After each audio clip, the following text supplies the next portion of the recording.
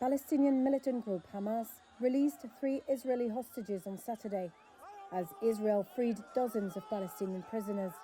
It's the latest in a ceasefire deal aimed at ending the 15-month war in Gaza. Ohad Ben Ami and Eli Sharabi were both taken hostage from Kibbutz Be'eri during the cross-border Hamas-led attack on October 7, 2023. Or Levy was abducted that same day from the Nova Music Festival.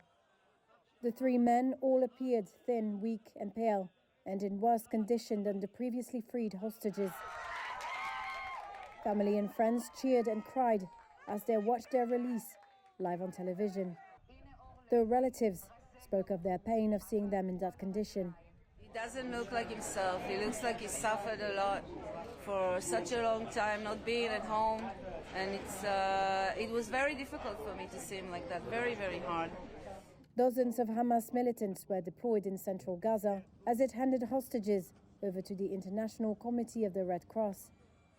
The hostages were then driven in ICRC cars to Israeli forces and into Israel, where they were reunited with family members.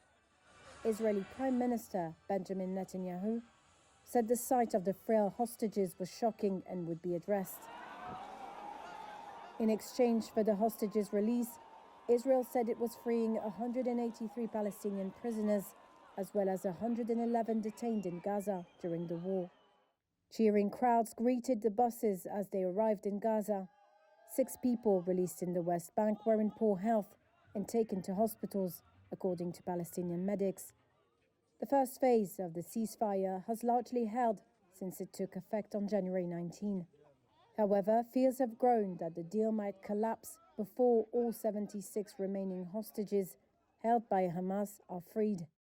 Concerns intensified after US President Donald Trump's surprise call to develop Gaza into, quote, the Riviera of the Middle East.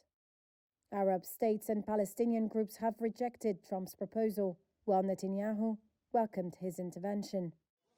Negotiations on the second phase began this week, aimed at returning the remaining hostages and agreeing a full withdrawal of Israeli troops from Gaza in preparation for a final end to the war.